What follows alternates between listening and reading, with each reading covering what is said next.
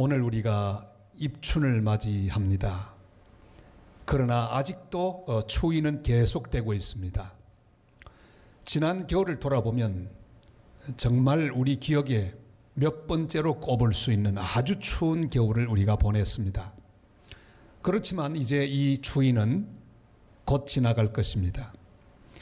이 추위가 그리워지는 그런 계절을 곧 맞이하게 될 것입니다. 신앙생활은 실족하지 않는 걸음으로 주님을 향해 계속 나아가는 그런 삶이 바로 신앙생활입니다. 다윗은 일생 동안 여러 번 실족의 위기 앞에 섰습니다.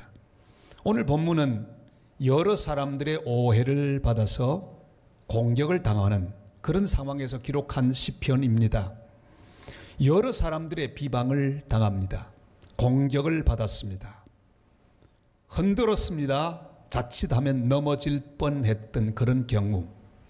그러다 그는 기도하면서 하나님을 바라보며 중심을 잡았습니다. 넘어지지 않았습니다. 그래서 어떤 신학자는 본문을 제목 붙여 이렇게 불렀습니다.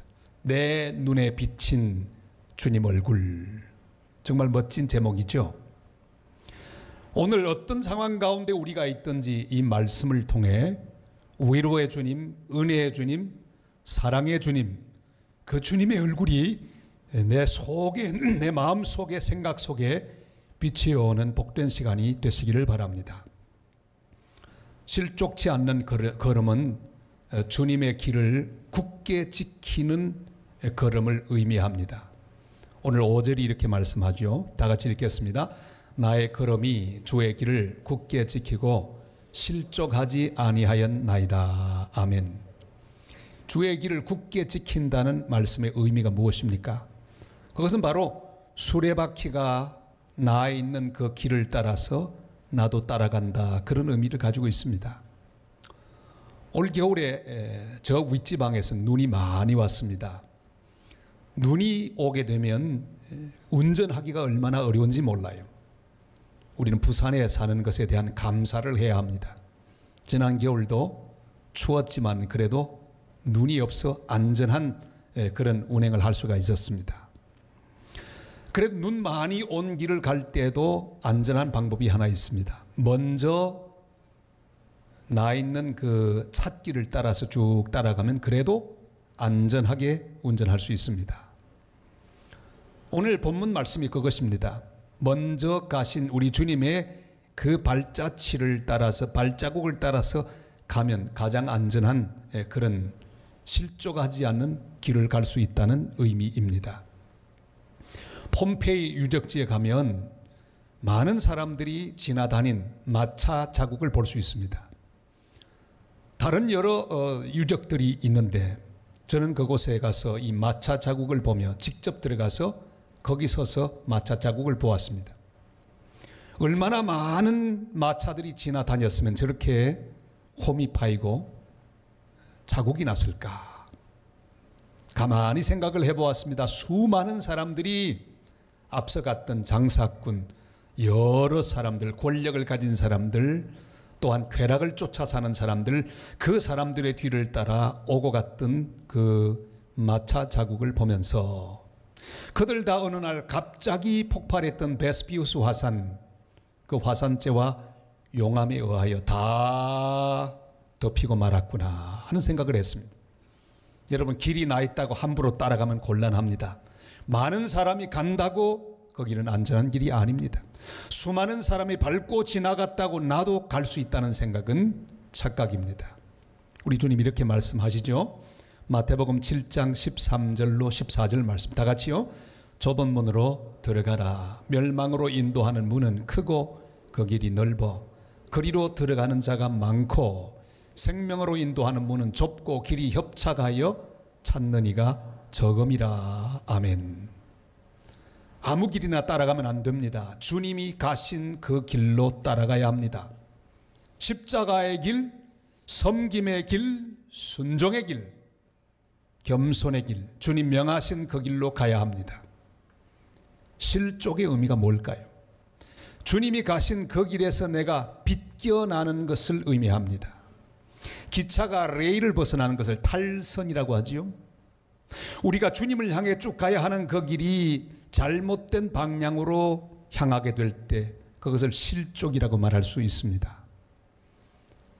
지금 내가 통과하고 있는 길이 주님의 발자국, 주님의 마차 자국이 나 있는 길인지를 확인해야 합니다. 다른 사람들이 아무리 많이 가는 길이라도 따라가서는 안 됩니다. 넓다고 가서도 곤란합니다. 내가 가고 싶은 길이라고 함부로 마음껏 걸음을 내디뎌도 곤란합니다. 주님이 가신 그 길로 가야 합니다. 주님이 발자국으로 남겨두신 그 길을 따라서 그 발자취를 나도 밟으며 한 걸음 한 걸음 나아갈 수 있기를 바랍니다. 내 성질대로 마음껏 혈기를 부리면 안 됩니다. 주님이 평화를 만드셨으니 나도 피스메이커가 되어야 합니다. 주님이 겸손하셨으니 나도 겸손해야 합니다. 주님이 순종하셨으니 나도 순종해야 합니다. 주님이 인내하셨으니 나도 인내해야 합니다. 블레셋에 빼앗긴 법궤를 실은 암손은 벳세메스 길로 가지 않으면 안 됐습니다. 어린 새끼 송아지가 뒤에서 울면서 엄마를 부릅니다. 돌아오라고 합니다. 그리고 길 옆에는 많은 먹을 것이 있고 사람들이 있으며 볼 것이 많이 있었습니다. 그러나 주님이 명하셨기에 벳세메스를 향해서 좌로나 우로나 치우치지 않고 앞으로 쭉 나아가는 모습, 그것은 바로 이 시대를 살아가는 모든 그리스도인의 표상입니다. 사무엘상 6장 12절이 이렇게 말씀하죠. 다 같이요. 암소가 벳세메스 길로 바로 행하여 대로로 가며 갈 때 울고 좌우로 치우치지 아니하였고 블레셋 방백들은 벳세메스 경계선까지 따라가니라. 아멘. 내가 원하는 길로 가는 것, 그것은 바로 실족의 길입니다. 내 정욕이 원하는 길로 가는 것이 실족입니다. 내 고집대로 가는 길, 그 길이 바로 실족하는 길입니다. 세상이 이끄는 길로 가면 그것이 바로 실족입니다. 주님이 앞서가신 골고다의 길, 십자가의 길, 예루살렘으로 가는 길, 바울이 갔던 로마로 가는 길, 도마가 갔던 인도로 가는 길, 베드로가 갔던 순교의 길을 우리도 잘 따라서 실족하지 않는 걸음으로 걸어가는 복된 성도들이 다 되시기를 주님의 이름으로 축원합니다.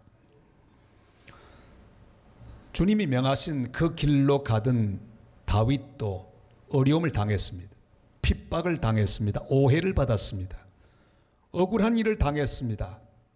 그럼에도 불구하고 다윗은 묵묵히 주님의 길을 따라갔습니다. 주님이 명하신 그 길을 따라갔습니다. 그렇게 걸어갔을 뿐 아니라 원수들이 공격하고 있을 때 그 공격 앞에서 그는 다른 곳으로 피하지 않았습니다. 사람에게 피하지 않았습니다. 주께 피하여 주님께로 갔습니다. 실족하지 않는 걸음은 바로 주님께 피하는 걸음입니다. 7절이 이렇게 말씀하죠. 다 같이요. 주께 피하는 자들, 그 일어나 치는 자들에게서 오른손으로 구원하시는 주여, 주의 기이한 사랑을 나타내소서. 아멘.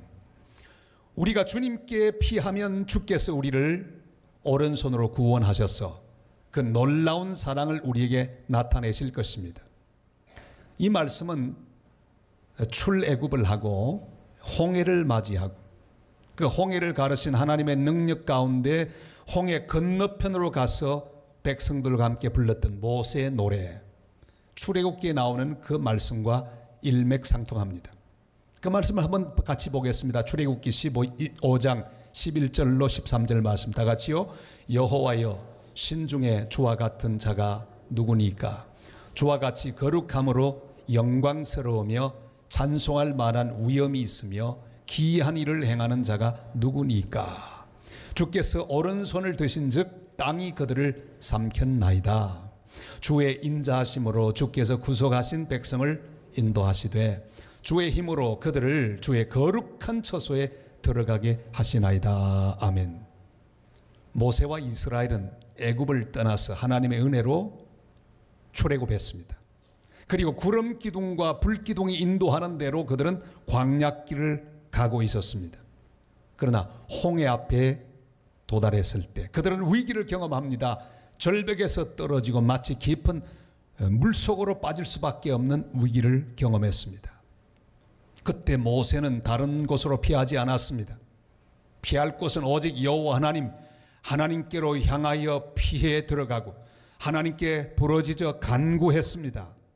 하나님의 기이한 사랑이 나타났습니다. 하나님의 강한 오른손이 나타났고 그 손은 홍해를 갈랐습니다. 그리고 이스라엘 백성을 구원하여 주셨습니다. 여호와 하나님께로 피해 들어가야 합니다. 그의 날개 그늘 아래로 피해야 합니다. 그래야 실족하지 않습니다. 피하면 우리 하나님께서 그 모든 것들을 다 받아주시기 때문입니다. 잘못 피하면 안 됩니다. 사람에게 피하면 곤란합니다. 세상으로 피하면 안 됩니다. 오직 여호와 하나님께로 피할 때 우리 하나님은 기이한 사랑을 베푸시고 그 능력의 오른손으로 우리를 건져주실 것이기 때문입니다.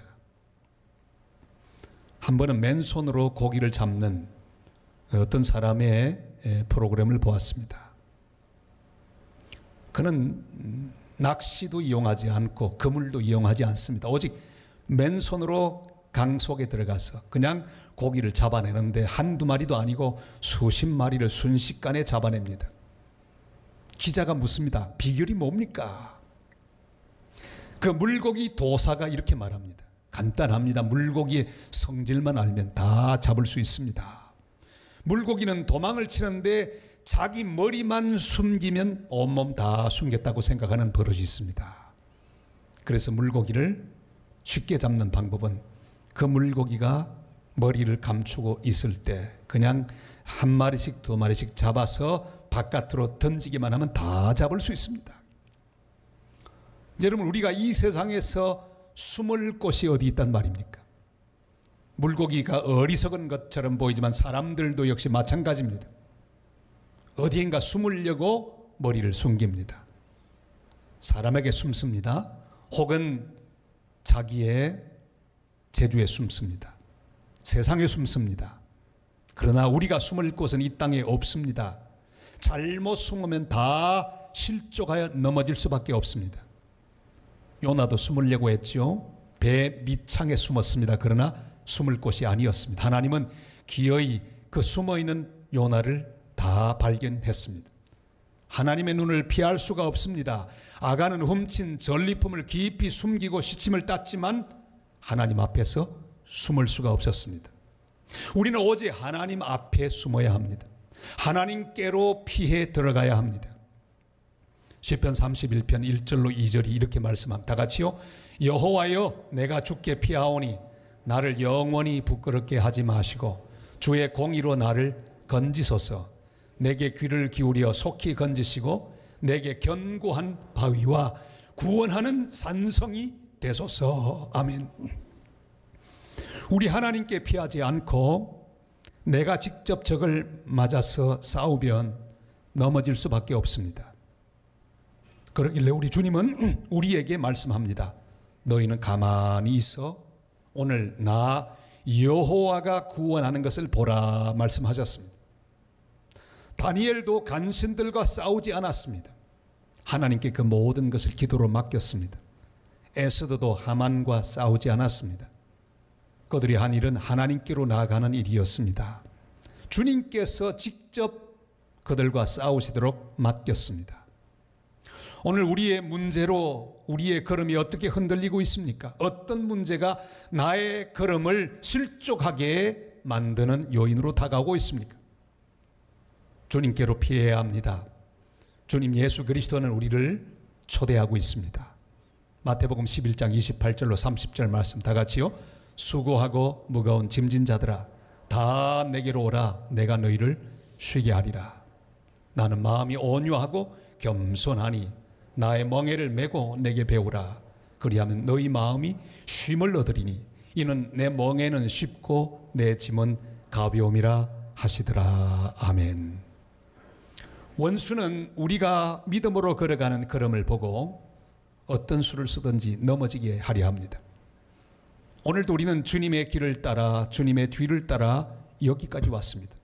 예배하는 자리에 앉아 있습니다. 그러나 원수 마귀는 우리가 똑바로 주님을 바라보고 주님을 향하여 나가는 걸음에 발을 걸려고 합니다. 어떻게 하든지 실족하게 만드는 일을 원수 마귀는 계속하고 있습니다. 그래서 올무를 놓습니다. 발을 겁니다. 없는 말을 만들어냅니다. 온갖 방법으로 공격합니다. 그러나 하나님의 사람은 넘어지지 않는 걸음을 걸어야 합니다. 절대로 넘어지지 말아야 합니다. 11절 말씀 다 같이 읽겠습니다. 이제 우리가 걸어가는 것을 그들이 애워싸서 노려보고 땅에 넘어뜨리려 하나이다. 여러분, 원수는 하나님의 사람이 가고 있는 모든 것을 보면서 어떻게 하면 넘어뜨릴까 연구하고 있습니다. 다윗이 직접 이런 일을 당했습니다. 그의 일생에 그를 넘어뜨리려 하는 자가 많았습니다. 그러나 다윗은 기어이 넘어지지 않았습니다. 사울이 그를 넘어뜨리려고 공격했습니다. 자기의 군사들을 동원하고 신하들을 동원해서 다윗을 넘어지게 하려고 노력했습니다. 그러나 넘어뜨릴 수 없었습니다. 다윗이 넘어지지 않았기 때문입니다. 시므이의 저주와 비방에도 넘어지지 않았습니다. 압살롬의 반역에도 넘어지지 않았습니다. 우리는 넘어지지 않아야 합니다. 천국문에 이를 때까지 우리의 길을 계속해서 걸어가므로 절대로 넘어지지 않는 걸음으로 달려가는 하나님의 사람들이 되시기를 바랍니다. 고롱 등산학교의 교장이었던 이용대 씨는 등산의 목적을 이렇게 정의했습니다. 등산의 목적은 높은 고지를 정복하는 것이 아니다. 등산의 목적은 무사히 집으로 돌아오는 것이다. 그랬습니다. 저는 이 정의에 공감합니다. 신앙생활의 목적도 마찬가지입니다. 어떤 뜻을 이루고 소원을 이루는 것이 아닙니다. 끝까지 안전하게 우리 인생길, 믿음의 길을 다 달리는 것이 중요합니다. 넘어지지 않고 주님의 길을 끝까지 달려서 천국문 앞까지 잘 도착하는 것, 이것이 신앙생활의 목적입니다. 주님과 더불어 안전하게 인생길을 마치고 주님이 하라고 하는 그 일을 하며 주님 품 안에 안기는 것, 이것이 신앙생활의 목적입니다. 어르신들의 낙상사고가 참 많이 일어나는데 그 낙상사고는 대부분 다 어디인가 걸려서 넘어지는 경우가 많습니다. 별것도 아닌데 넘어지는 경우가 있습니다. 양발을 신다가 그걸 앉아서 신으시면 될 텐데 서서 신습니다. 쑥 들어가면 되는데 거기 탁 걸립니다. 그러면 그만 균형을 잃어버리고 쓰러지는 경우, 특별히 바지 입을 때 조심하셔야 합니다. 바지를 서서 이렇게 입는데 그 가랑이 속으로 발이 들어가면 아무 문제가 없습니다. 그런데 꼭 입다가 발이 걸립니다. 기우뚱하면 쓰러지는데 쓰러져서 많은 경우 다치는 경우가 많이 있다고 합니다. 여러분, 좀 늦더라도 앉아서 입으시기를 바랍니다.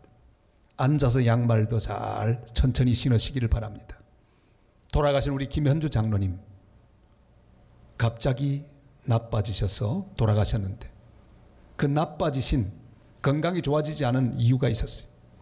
부산역 선상주차장에 있는 그 복판에 있는 팔각정 돌출한 부분이 있었어요. 거기만 걸려서 넘어지고 말았습니다.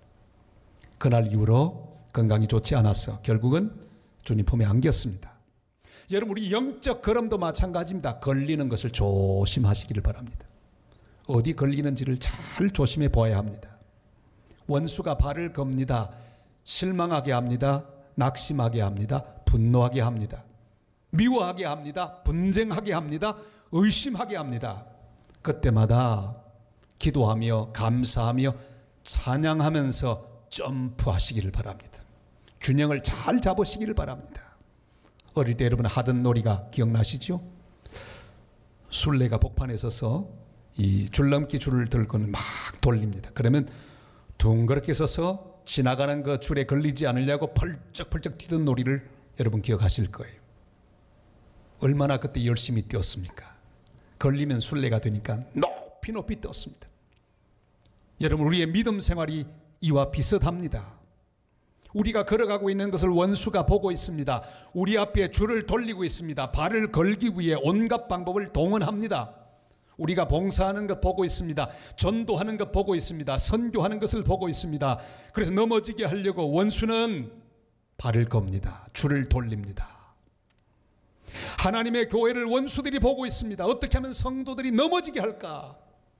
사탄은 노심초사 우리 모두가 걸려서 넘어지도록 여러 가지 방법을 동원하고 있습니다.